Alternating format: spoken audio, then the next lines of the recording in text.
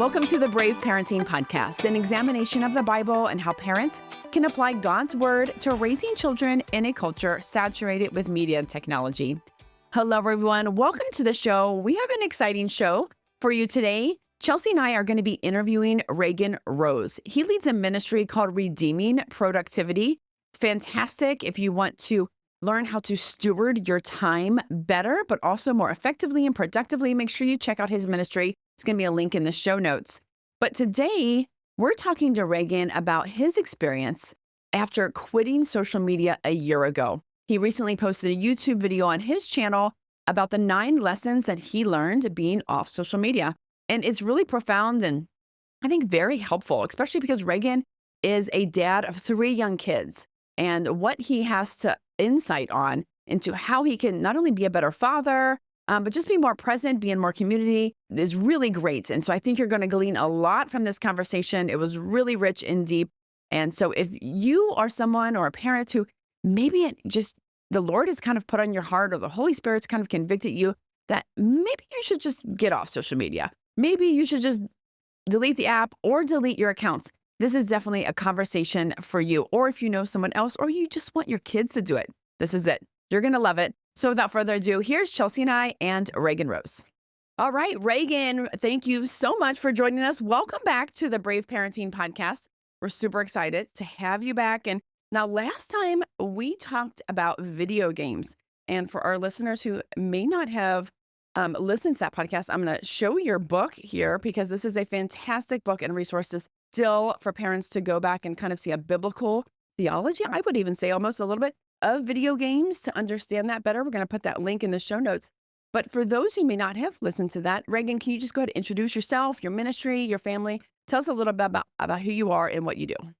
Sure. Yeah. So my name is Reagan Rose. I run a ministry called Redeeming Productivity. Basically, as the name suggests, trying to think about productivity, time management, and that kind of stuff biblically and combining that with really practical strategies too. I'm also married to my wonderful wife, Kimberly, and we have 3 little ones. They actually all have birthdays this month, so they're now 6, 4, and Henry will be 2 in a couple of days here. That's great. 6, 4, and 2. Those are busy, exhausting, yet super cute ages. Absolutely. We're loving it. Yeah, exhausting is the key word there, Kel. A 2-year-old is like 3 kids in one sometimes. That's The for amount sure, of especially yeah. ours. The first Yeah. 2 were real easy, we're realizing by comparison. The third one is he's great, but he's Yeah, yeah. got his own ideas. That's so funny. I always say, like, normally the first one kinda throws you off. It's like, "Man, we're really good at having kids. We should do this more." And, like, we do, and then those last ones that come along just, like, totally throw you for your money, man. Yeah, I think the Lord eases us into it sometimes. Yeah, yeah. Awesome. Well, listen, Reagan, we just recently watched a YouTube video that you posted on your website. You talked about nine points about how you kind of contemplated getting off social media and why you did it. And so we want to look at 5 of those points today and just kind of open it up for discussion because I think a lot of our listeners want to kind of pull the trigger. They want to get off social media, but they need folks who have already done it. And they need to understand why they did it and the benefits of it and kind of I wish I would have done it sooner. And that's actually one of your points. So when you have babies and you feel like you need to quit social media, because I had babies and I still kept social media. And I really wish I wouldn't have. I wonder, like, as you sat on the idea of quitting for 5 years while you were parenting young kids, what could you have gained if you had like quit back when you first had the idea, when your oldest one first came along? How would like your kids have benefited, or even just your marriage and your wife? How would have life overall benefited if you just quit when you first Yeah. had that idea? Yeah, I think it first came into my mind to quit. I read Cal Newport has the book Digital Minimalism, and I was like, I remember that came out 2018, 2019, somewhere around there, and I read that. I said I should quit. But at the time, I had a job that involved social media, so I just didn't want to do it. We were having kids, like you said, wanted to post the pictures, all of that stuff. But once I finally did, it was so obvious in hindsight, all the benefits. And it's kind of one of those things when people tell you, "Oh, I've quit social media and like it made everything better," you almost like don't believe it because you're like, "Yeah, I know it's like a little frustrating, but Could it really be that different? And I was very much surprised. I think the biggest thing, probably the core thing that changed, that made me say, I wish I'd done this 5 years ago, was the sense of just busyness.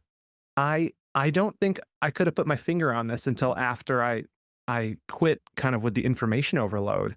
But like we all say we're busy, and we are busy, especially when you have kids, you're extra busy. What I didn't realize is that a lot of our busyness, the sense of busyness, comes from information overload. We think it's just, oh, I have lots to do.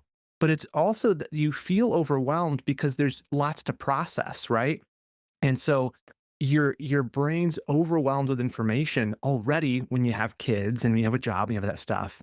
And you add all this stuff to it. It's like you go to print something, you print a bunch of stuff on the printer and it kind of gets backed up and it takes forever. Like that's how it is. Like our minds need to process information. And the digital world feeds more information than we can possibly ever process. And all those unclosed loops in our heads leads you to a lot more stress and feeling like I can't keep up with life, because you literally can't, because your mind can't distinguish between stuff that's actually important and like that recipe you saw or that tip you saw on like a reel that you're like, oh yeah, I should do that. And then part of your mind's just hanging on to this and yeah, you should do that. When are you going to do that? And so you've got all that backup. So that's, I think, the big thing that in hindsight, all of a sudden I realized I'm not actually as busy as I think I am. It's not that I don't have a lot to do. I don't need to feel as stressed as I feel. Like I'm inviting that into my life by choosing to kind of have the fire hose of information always plugged into me. And so I think in the midst of stuff, you just start missing things, uh, especially in the early years. My wife and I always talk about how you wish you could freeze your kids at certain, like, and just like appreciate, especially like when that age phase is passing away. It's like, oh, I wish it could be two forever. But in the moment, like as you're going through, you're just trying to survive. And it's only when like that phase is ending that you're like, I wish I'd savored it more. And that's one of the things that, I don't think regret is too strong of a word, where I'm like, I regret that I didn't savor that more. And you very much have the ability to spend more time and enjoy those years more. But if you allow yourself to be distracted and just consume instead of savor the moments of life, then you do miss out. And I think the kids notice that too, right? I think that especially as they get older, they're more aware of what you're doing. Who hasn't been like called out by their kids about like, why are you on your phone? Or like, I called you 3 times. What? Like, you're sitting right there and you're like, oh, I just got to finish this thing. One more minute, buddy. I just got to finish typing this thing.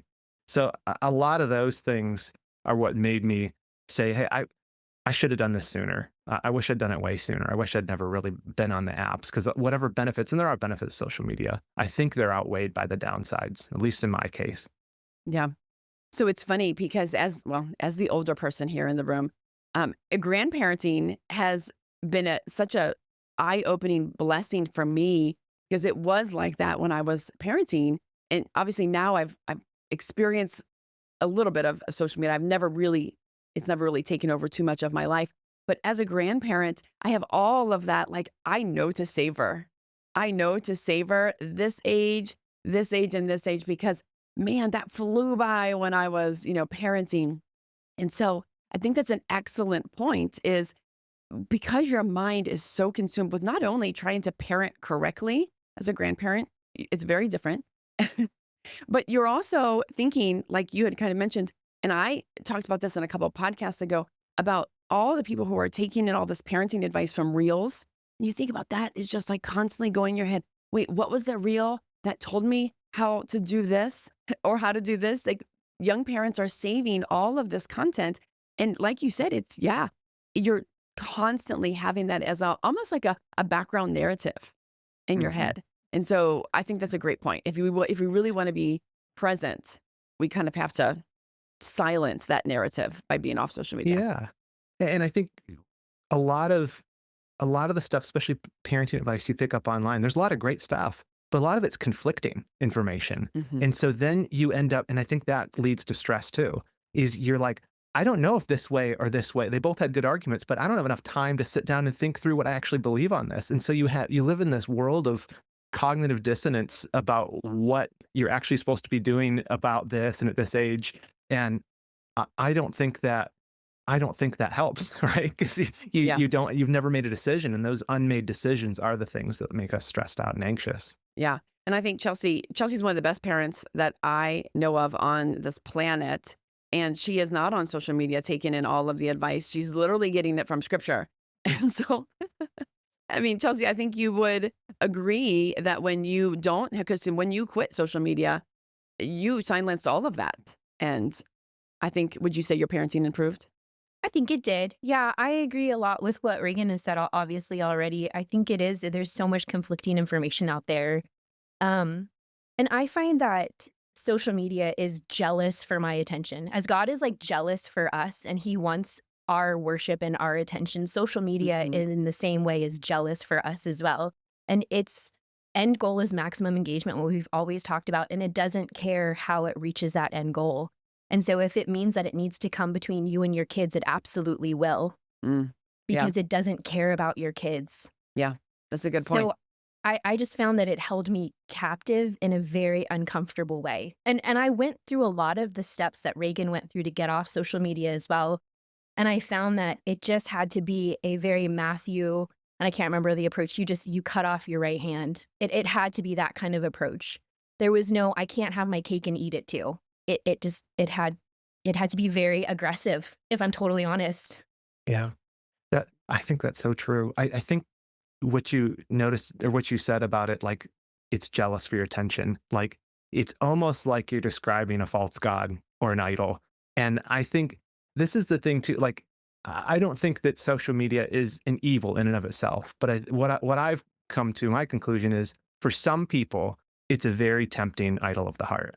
And even that word use attention, and we speak about a lot of the attention economy. Attention is a key, if not the key component of worship, right? And so I think that there are aspects of this that we can't overlook, that there's a spiritual warfare aspect. And our enemy is a deceiver, and he loves to keep us distracted. And so there is, for some people, they're just fine. The relationship with it is healthy and it's normal, and they don't have it. But it's like with anything, if you become enslaved to something, right? Then you got to cut it off. And that was me. You try to limit it, and it's not working. And so then you eliminate. And it's just so much easier than trying to balance. I have these rules or these screen time settings or all of that. And then you end up defaulting back to it. I tried not to go at these hours and these hours, but then I'm sucked in again. Just so much easier to say goodbye and never have to think about it anymore. Yeah. Yeah. So, okay. So another point that you made is that inconvenience is good. Now, I have been really meditating a lot on and just researching just the toxic convenience culture. Like that's what I'm going to call it, because everything is available all of the time with so little effort. And as someone who is now parenting 7 young adult children, my 7 kids are now between ages 18 and 27. I have come to recognize how much convenience has become so toxic to them.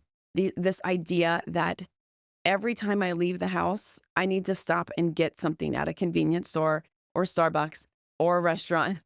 I can have it delivered to my house. I don't have to leave the house. All of that to say. So I recognize that harm of convenience.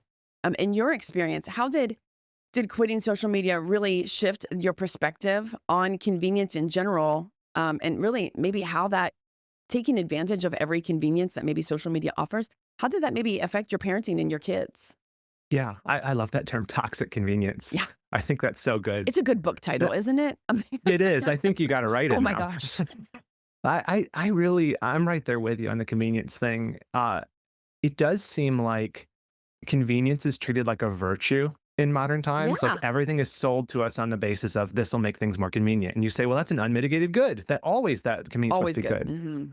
But it seems like more often than not, convenience is usually a vice, because so many of the good things that we want, the blessings of life, are on the other side of inconvenience, right? Like you want to grow your body, right? Like you want to exercise. That's the most inconvenient thing. It hurts. It's not fun. You got to go. Often you go to a gym, right?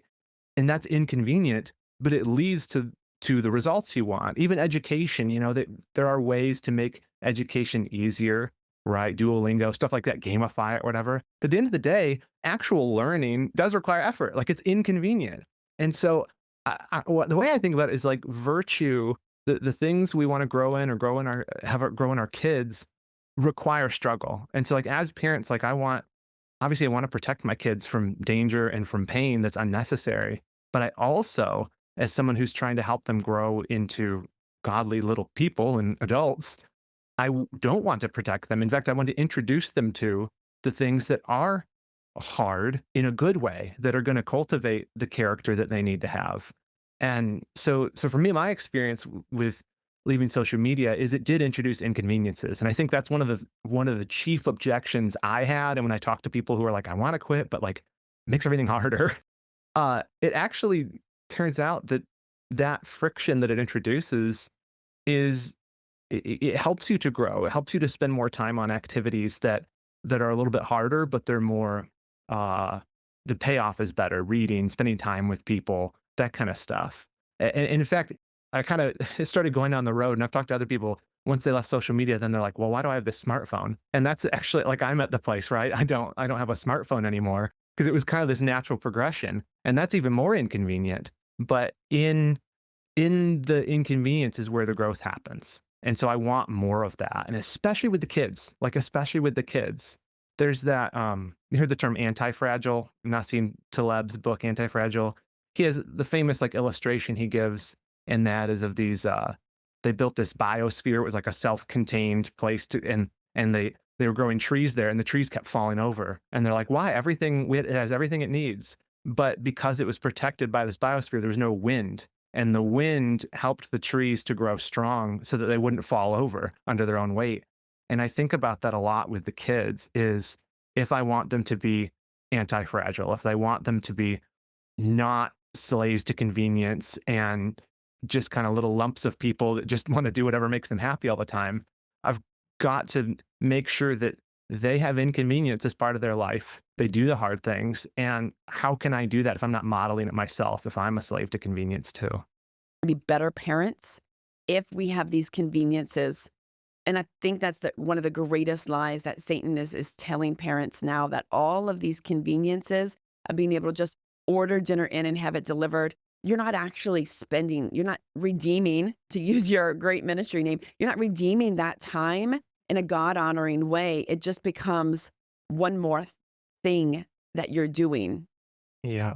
So Yeah, there's an author I interviewed some years ago, Kelly Kapic. He wrote a book, You're Only Human, talks about the fact that we're finite creatures. And one of the quotes in there that stuck with me is he said, the most inefficient thing you can do is love. And that's just stuck with me, is to actually love people or love your family is inefficient. It's inconvenient. It takes time, and to cook a meal as a family, or to sit down and do some activity together instead of outsourcing your entertainment to Disney Plus or something, like it's way harder, but it's deepens the relationship. There's higher quality to it that time than there is if you outsource it to, Postmates or Netflix or whatever. Those are all such excellent points. I was thinking about the inconvenience because a lot of the pushback I get is I don't want to leave social media because of the groups, whether it's like Marketplace or something. And actually, that was the last reason for me to continue on social media. I was part of a biblical counseling group from our, university alumni site, and it was fantastic because I had access to counselors across the country. Most of them were my professors, and I could ask a question and just get feedback immediately. And it was great. It was convenient. But what I had noticed it was doing was it was replacing the embodied presence that I had been given in our local church. And so I wasn't going to my pastor, I wasn't going to my elders or other wise teachers in the church and asking those same questions because of convenience. And I noticed that had become a problem, like a big problem, because we're supposed to be a part of our communities and part of that embodied presence. And I felt like if I didn't have that community, I would also miss out on all the stuff that they were sharing as well. And I think one of the points that you mentioned is tune out doesn't mean miss out. And we have a FOMO crisis. Like we still have one, right? But in your video, you talked about how Twitter, it was your platform of choice.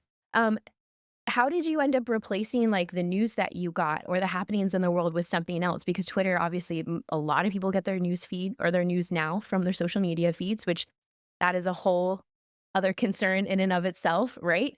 Um, but what did you do to change that feeling of missing out? How did you replace things in your life? Because if Mhm. you're getting rid of this that had taken up so much space, what did you do to fill it back up, I guess you could say?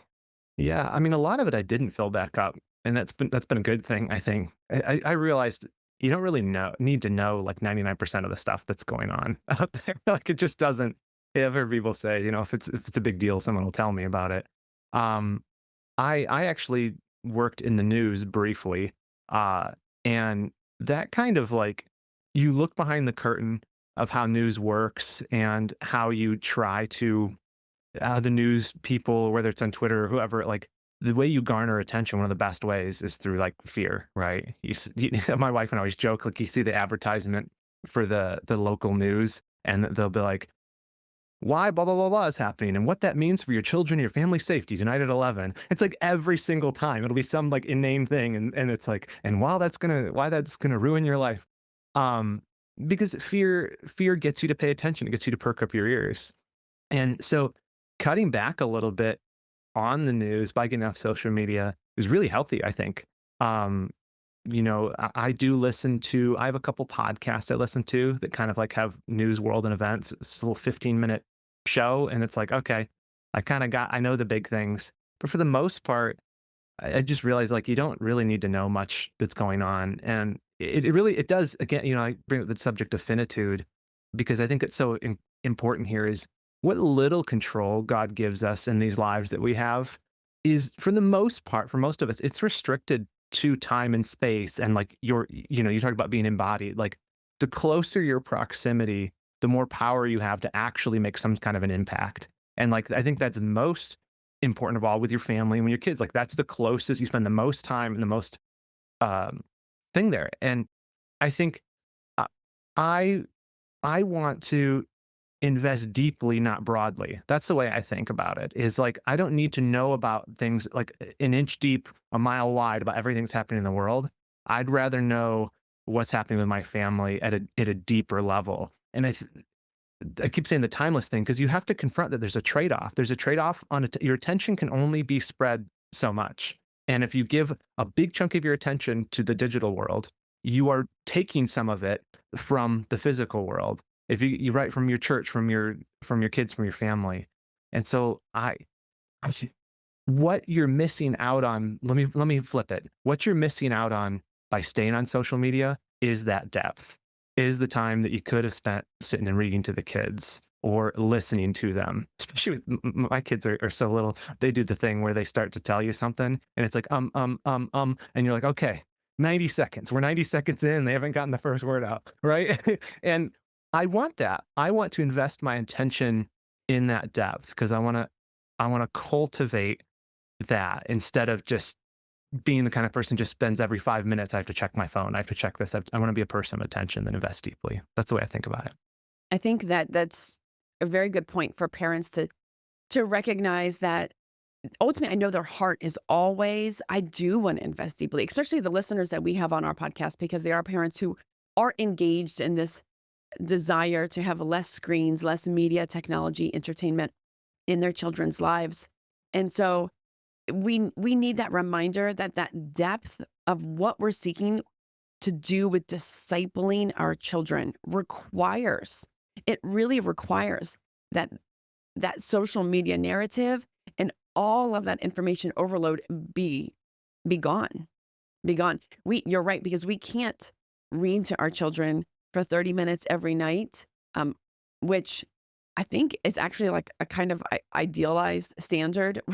I don't know if who maybe ever said that, but I know that that's what my daughter's private school is actually, my granddaughter's private school is asking kind of us to do. And her teacher recently said that we were the only ones who were accomplishing that. And I was like, really? I felt like we were barely getting it done, that 30 minutes, because you fall asleep. You just want to fall asleep every time when it's like 8 o'clock and you're like, oh, another buck. And then, but, and so for parents, you think to yourself, oh, let me just get on social media after you do this because it wakes you back up. It stimulates your mind. And and I just think that that's almost tragic that we're doing this deep work with our kids, of reading to them, reading the Bible to them, discipling them, having those bedtime conversations. And what often happens immediately after is, let me just numb my brain with some social media. And that I think that ties really into the next option, next point that you had made that I want to focus on. And you had mentioned that quality leisure was what you learned about. And I'm going to point people, I'm going to link it as well because it was fantastic. Your theology of leisure that you have done, I think it was last year in 2024. It was fantastic. I learned so much and really changed the way that I viewed leisure. I joke with Chelsea that I have the disease of productivity in the sense that like always doing something and I don't rest well. And I loved what you said about leisure and just like it can be different, right? But it's how we engage in that. So talk about that a little bit about how we can model good biblical God honoring leisure when we are not on social Mhm. media. Yeah, I always have to talk about this because, my main ministry is talking about productivity and it can't, you mentioned toxic convenience. There can be toxic productivity too, where you think that that just means always go, go, go. But part of our stewardship of this life is to enjoy with gratitude the good things God's given us and do it together. And I think that we should take that really seriously is he's given us these blessings and we don't just thank him for them. We enjoy the blessing with the heart of gratitude. And so you can kick back and you can enjoy and not feel guilty about that. And I think a lot of us need that message. But in my, like you mentioned, I studied sort of leisure historically and started thinking about how did people think about leisure throughout human history? And it was surprising is it is a very modern phenomenon that we basically associate leisure with being alone. That all like it's me and my screen. Mostly when we think about like rest at the end of the day or whatever, that it's like I have a TV or I have a screen. And books are I think better, but even that it's the solo thing where historically every type of leisure activity was a communal activity. And I think it's fascinating. Like in the ancient world, you had what was the leisure?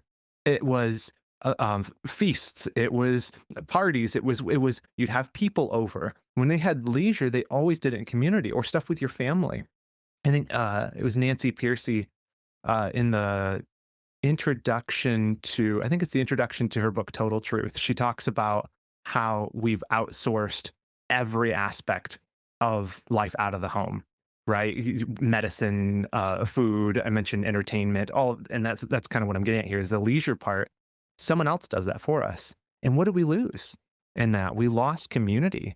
And if you can find higher quality leisure, it's like we talked about, it's inconvenient. It's inconvenient to have people over. It's inconvenient to have a game night with your kids. It's inconvenient to go to the park. It's much harder than to flip on a show, or even for yourself, it's harder to open a book than it is to open your phone. But I, it's worth it, right? It's that whole it's a depth thing, right? It's deeper, it's harder, but it's better for you. And I that's something that I've thought so much more about, especially with the leaving social media thing. Is social media we talk about as community, but it only gives you enough community to sort of scratch the itch a little bit, but it still leaves you empty at the end of the day. And what we really were made for was being with other people in person and actually being together, doing things together. And that's where true fellowship comes from. That's where relationships actually deepen. And there's a trade-off there. You have to, if you want the depth, like we talked about, you have to do away with the breadth. You've got to pull back a little bit and invest more in these harder but higher quality leisure activities, which are actually more restful, I think, right? You actually feel more rested at the end of the day, not when you doom scrolled on your phone for half an hour, but when you sat down and you let your mind have that time to process. I just think it's much more in line with how God designed us. Yeah. I think of the example just personally, we spent 10 years raising teenagers, 7 of them in our house, and it just was crazy and it was loud all the time. And we fell out of community just because it took so much of us and our kids. And it was hard to have people over. It was just different. It was a very different season for us. But we had before that loved be hosting small groups. And that's how Chelsea and I originally met in our home. And so as our last one turned 18, I was like, okay, we are going to start having people over. We can do this again. And because we kind of slipped into this place where my husband and I just wanted to just sit and be at home together and do our thing. And I realized very much, like you said, that wasn't nearly as fulfilling. Well, we love being together and that's good for our marriage. We needed to be with other people. And so we recently made a commitment to at least once a month have a couple over, a family over for dinner. And oh, it's been so enriching. It has been so good. But again, you have to like force yourself to kind of go back into that because you slip into these places of complacency as parents. And there's different seasons that maybe again, you have to make adjustments. But just that encouragement, what you had said is just very encouraging in that sense that this is what we're made for. And if we fall out of it because of a season, we do need to get back into it. And that may mean getting off social media and being inconvenienced, doing some of that hard work. All right. So go ahead, Oh, Chelsea. no, go ahead. No, I was just thinking, I, like you, committed to having people come in and out of our house for dinners. We're hosting at least 2 families a month right now. And I have found that we do feel a greater sense of enrichment because we're getting to know more people in our church and those things and all the blessings that come with that. But I also realized that it was an act of disbelief in my heart because I didn't think what God had called good was good. And so it was actually a distrust in him before it wasn't, well, I'm an introvert and I can't do these things and it's inconvenient. And it really began with, do I trust and believe that what God has called good is actually good? And that was a much bigger revelation in my heart than just kind of trying to break through I'm an introvert and I want to be quiet and I just want to spend time with my husband. It was a act of worship. If it is an act of worship, really, for God first, and then to love others as Christ has loved us, because he did it inconveniently as well. It was a sacrifice of his time, his comfort, so that, we could be loved and then we do that for others. But really, it came down to what I believed God said. Now, Reagan, do you have other friends, I would say in your community, in your church that are also off social media? Or have you encouraged what you've done? Has it encouraged other people around you? Because like Chelsea and I, it's so easy to sharpen each other because of our community with one another and what we're learning, we share with one another. Have you experienced that? Yeah, not really. I have a couple of friends who've gotten off, and we commiserate, not commiserate, we celebrate. But a lot of people I know have pulled way back as well, and I think there's a natural thing that's happening to a lot of people as well who are just going to get in the group chats instead of social media. That's a documented phenomenon actually, that fewer and fewer people are doing the social media stuff, especially as they get older. But yeah, not as much as I would hope. It's interesting too. My wife's still on social media. She didn't have the same issues I have with it, which made it a little bit easier in some way because she kind of can tell me who's up to what and who's. But it just goes to show everybody's a little bit different with what they're drawn to and how much the social media kind of draws them in. I think that's a good point because it's true. Like I'm not quit. I still have my profiles, but I just hardly look at it. And I don't feel a commitment. I just recently did an interview with my student pastor he's 23 years old. And I serve under him leading a small group of girls.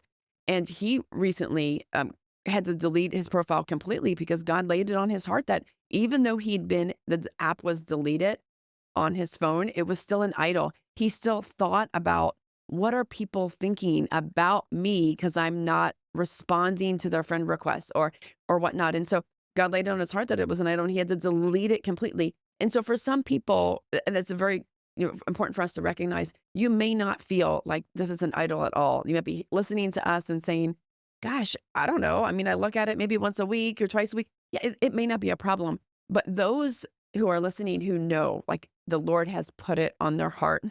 And we've maybe squelched that part of the Holy Spirit's voice and like, no, no, no, no. See, I can do it. Or I can put all these time restrictions on there. Um, that's really, hopefully, the encouragement that we have for those people today, because we do know that there's a lot of them out there. But the last point that I want to kind of talk about, and this really is, I think, a good and final push for people who may be on that edge, is you had said that massive results comes from massive change. And, again, most people just aren't pulling the trigger. Maybe they deleted the app from their phone. But you know what? We all know at any minute, I can just one tap of my phone, I can just bring that app right back to life. Facebook and Instagram are so like, oh, wait, you want to, sign back in? Yep, one tap, you're right back in. So talk about the massive change that resulted from you quitting social media, and maybe how parents who are in a rut, of parenting or in their marriage, and you're looking for massive change. You're looking for, I want some sort of revival of sorts of my life. I feel just discontent. You're searching for happiness in all the wrong places. How could this maybe be that push that creates massive change in their life? Yeah. I think, if you look at your screen time report, if you dare, it shows how much of your life you're dumping into your device. And the positive side of that is that's opportunity. That's life, that's time, that's attention you can get back. And there's even, you kind of noted it a minute ago, it's not just the time you spend on the device. It's also the time, the mental space that occupies when you're off of it. There's attention residue where you're thinking about that while you're out for the walk, that thing you saw earlier. And it's this huge chunk of your attention, your life that you're giving to this. And so all of us have areas where we're like, I wish I spent more time reading. I wish I could exercise more. I wish we did more stuff with the family. And I think, like, just to make the positive case for it, there's a huge chunk of your time you can buy back with one swipe of the finger. It takes a few steps to delete everything, but you can get all of that back. And I think that's the positive case. We think so often about the negative effects of social media, and they're well documented. Jonathan Haidt's book, Anxious Generation, talking about young people. There's a book came out, actually just finished it, Super Bloom by Nicholas Carr, talking about communication technology. Very interesting book. But we all look at the negatives and we say, yeah, and we all kind of have that love-hate relationship with it, kind of like an addict. And the fact is, you can take this whole big area of life and buy back all this time and attention. I think that's the case. You have time to spend with the exercise or with the reading or with the family stuff, but you just have to be deliberate. And you have to pull the trigger. If you, to use an analogy, if you have potato chips in the house, it's easier and you're more likely to grab those than if you don't have the potato chips. You're not going to get the carrot sticks for the snack. You're going to get the potato chips. And I think when you remove the easier, more natural sort of junk food, entertainment type stuff from your life, you don't have the option to do it. Suddenly, those things you used to enjoy that you want to be doing but are slightly more inconvenient, that's the only option. If I want social time, I got to spend it with actual people in real life. If I want to go do something fun together, we're going to actually have to get out of the house or pull out the board or do something together. I remove the option to do the thing that sort of my worst nature would rather do. And then all that's left for me are these more enriching, more fulfilling things. So it's like, I used the junk food analogy already, but we have like a garden and we grow strawberries in the spring. And you start to notice the texture of good quality food when you stop eating junk food. You know what I mean? Like if you get that stuff out of your house, you start to notice, oh, there's seeds in the strawberry. There's different flavors. It's not like the strawberry candy at all. And I think the same thing is true is if you cut out the junk food of media out of your life, you start to see those notes and those little textures and that stuff in real life, in real relationships, those little subtleties, and realize those can't actually be replicated or simulated by the digital experience. I've been missing out. And so I think what happens, you pull back from the digital world, it forces you to slow down, which is what we all want. I think all of us want to slow down. and you learn to lean in a bit closer, to savor the blessings that are right around you, and you actually become better equipped in that to be a bigger blessing to those around you, and especially to your family. As you were talking, I was thinking about the parents who the Lord just kind of laid on my heart because I was really talking about parents and their massive change. But so many parents are in this spot where they have allowed too much of their kids they're online too much, they're playing video games too much, they have the socials, they're on it. The average time as reported by Pew Research last year was 4.8 hours of social media for the average teen. And I think to myself, okay, those parents who want massive change, like we have got to hit the reset button. Something's got to change. But those massive results, I think, are going to come when we do that hard work of pulling the plug. I take my, lead my small group of teenagers in our youth group in a, spring retreat, and they can't have their phones for 3 days. And they come out of it and they're like, oh, this was great. They love every second of it. And of course, I'm like, you can have this freedom all of the time. I know you feel like you need that connection with all of your friends, but you can have it organically. You just have to work for it, all that. And we can give that to our kids. They're not going to love us for it, but it is such a gift that we can do. If we want those massive results guess what? If you turn the internet off in your house and you provide only books, I am telling you, they will be bored enough to read. I've seen it. I've seen it so many times. And we are just scared a lot of times as parents. We're afraid of the pushback and the pain that we think. But that's like the winds, like you talked about with the trees. They need that stress. They need someone on the outside saying, this isn't good.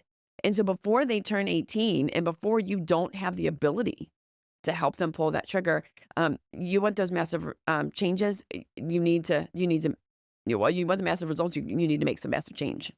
So Chelsea, any last thoughts? I can't think of anything. I would well, actually, I would say everyone needs to sign up for Reagan's newsletter because that's probably one of my favorite newsletters I get. Redeeming Productivity. I learn so much from your newsletter. In fact, a few weeks ago, you had something on the etymology of the word decide.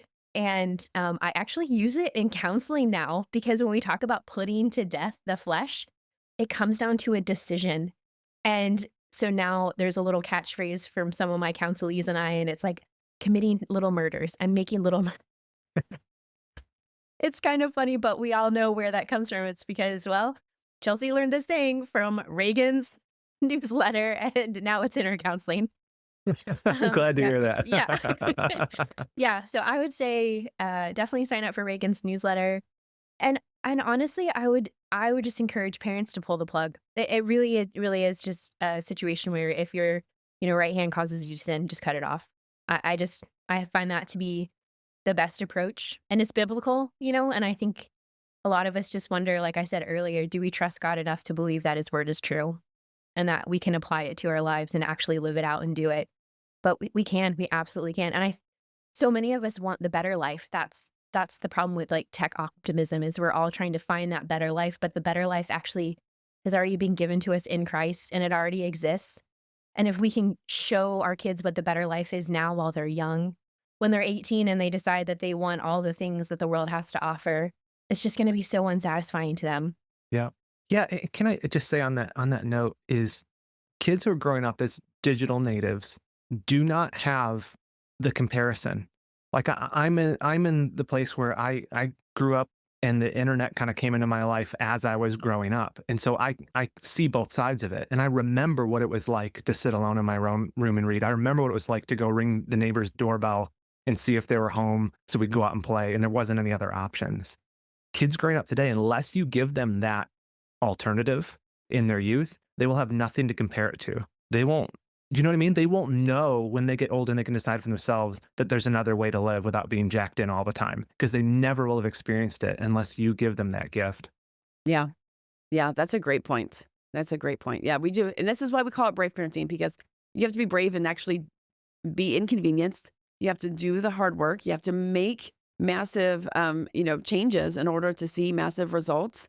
And you just kind of have to do it a little bit differently to see the life that God has given us it is meant to be not just happy, but like joyful and fruitful in so many ways. So, Reagan, real quick, I do recommend your newsletter too, because it is one of the only newsletters that I fully read. So, not only should you sign up for the Brave Parenting Bullet Points newsletter, you should also sign up for yours. But tell us what else you have going on in your ministry right now that people can kind of be looking forward to.